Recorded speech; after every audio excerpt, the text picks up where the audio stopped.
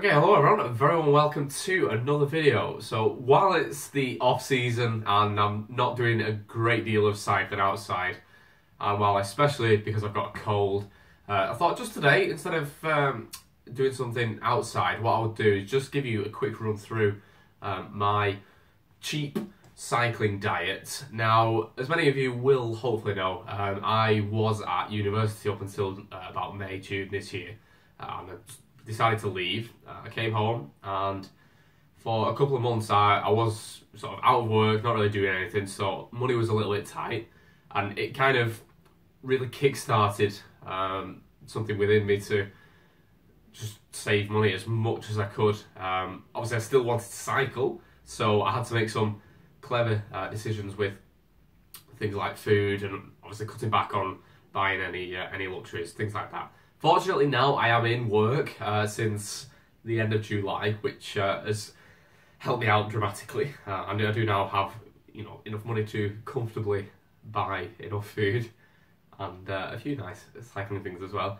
And I think even though I am still earning more, I still want to try and be as savvy as I can with my money and not wasting money on food. So maybe you're in a similar situation. If you're a student, or if you're out of work, or if you're in not a fantastically paying job at the minute, or even if you are, but you just want to save some money so you can buy more nice cycling things, then this video is kind of designed just to help you out a little bit.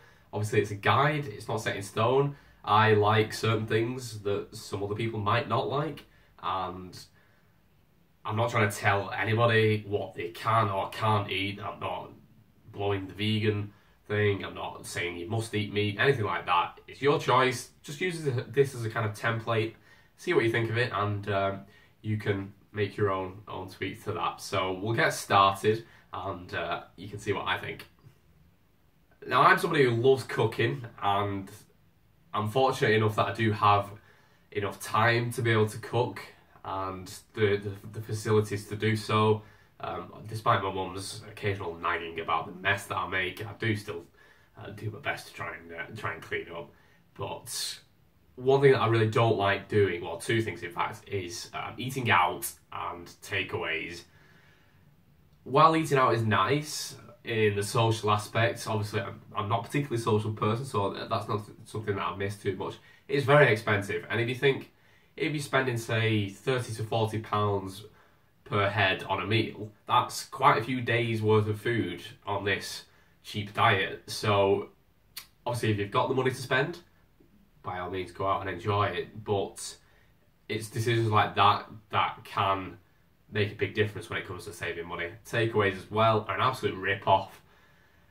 I find with most things that I enjoy eating, I could probably make it just as well myself. Alright, it takes a bit more effort, but the money you're saving far outweighs any real difference in the quality of the food, and you rule out the chances of getting food poisoning or something from some dodgy takeaway. So that's two things that I would definitely recommend not going for.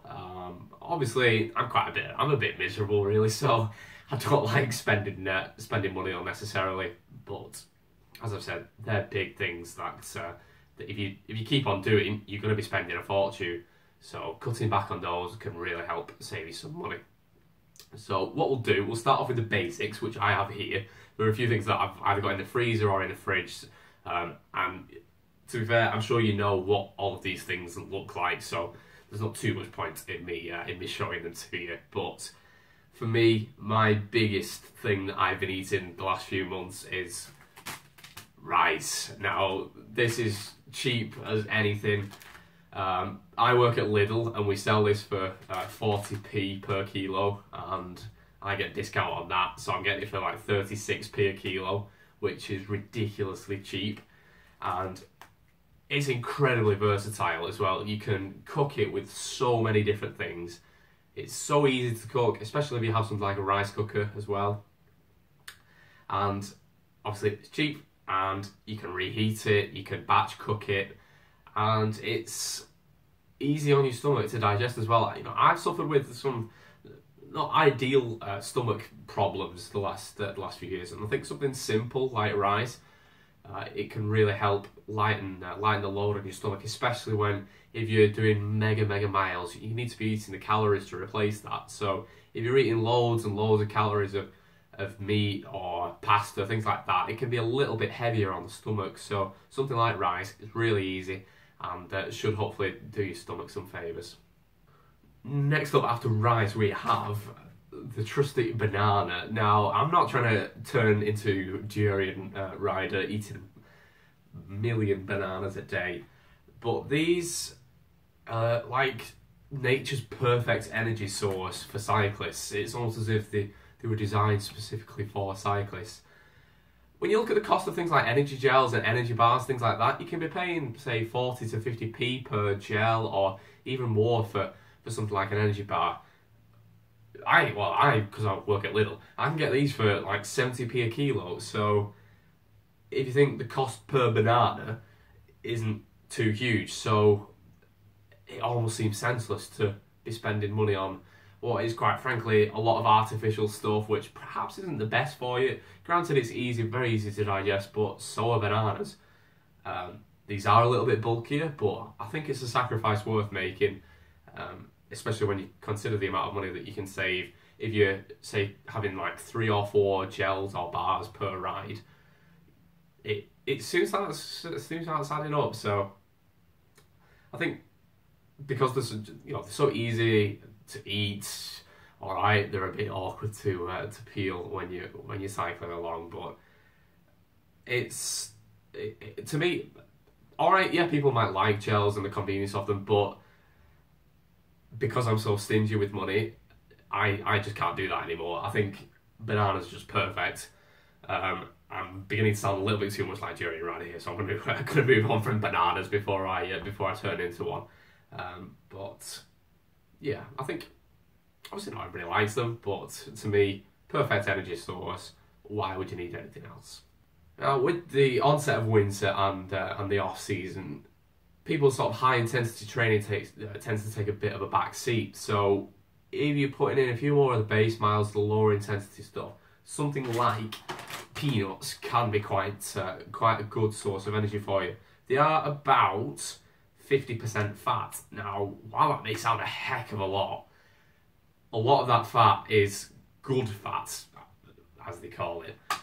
So perhaps quite beneficial to your body. And while you're eating that fat and doing quite low intensity training, it can kind of coach your body a little bit to rely on fats a bit more. So when it comes to spring and the summer, when you start ramping the intensity up, your body's better able to metabolize fat, to use that as an energy source, so you don't go into your sugar and your glycogen reserves quite as quickly, so you can sustain a higher level of power for longer, hopefully, when it comes to the racing season. So especially while these are so cheap as well, I can get them for about £2.50 a kilo or something like that. They're a very nice and convenient snack. There's a tiny bit of sugar in them, which when you compare it to biscuits or chocolate, it's going to be a lot healthier for you. And they're really nice as well. I've always been kind of weirded out by nuts, but since I've tried eating peanuts the last few months, I'm really enjoying them, and it's good. Again, just a great way of replenishing the calories. Say this 400 gram bag has nearly 2,500 calories in it. So if you're eating a fair few of these, you're gonna have to be careful, but they are a great and a source of that more sustainable energy. And they taste very nice. The next two things which I rely on a heck of a lot in pretty much all of my meals are onion and tomatoes. Now, onion, great cheap source of flavour without adding too many calories. It can be put in pretty much any sauce, anything like that, and it can really add a lot of flavour. Normally with sauces, things like that, you can add flavour by putting more sugar or more oil in, things like that, but this, can't go wrong with it. Plenty of onion in a sauce, it's really cheap, and decent source of vitamins as well. While you wouldn't want to eat just onion, it's very good for sort of spicing up what could otherwise be quite a bland meal, which may or may not include tomatoes. Now, again, cheap, great source of vitamins, so versatile. You can make many different combinations of sauces with something like this. Pair that with some basil or some paprika. You can make bolognese, chili, and it goes well with other veg as well. So you can hide lots of other veg in that you might not necessarily want to eat. But a tomato-based sauce, really fantastic, and you can buy them in tins, keep them for a very long time, and it's great for batch cooking tomato-based sauces with things like chicken and mince. You can do your bologneses or your chicken and pasta based sauces. You can batch cook a huge amount of them, pop them into plastic containers, put them in the freezer, and you can just take them out and microwave them whenever you need. So it's not like you need to be spending hours and hours cooking every single day when you get back from work. You can just have something there ready to go, which is super easy and super tasty as well. So I just mentioned chicken breast there. I love it, and I can't sing its praises high enough. I can get it for about $4.70 a kilo or something like that, so I'm quite lucky. But if you're careful with where you go, you can generally find it for about £5.50 a kilo.